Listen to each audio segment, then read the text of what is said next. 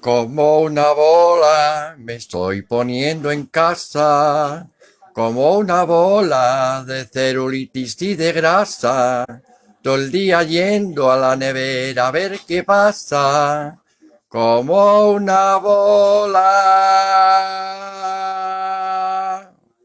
Madre mía, madre mía.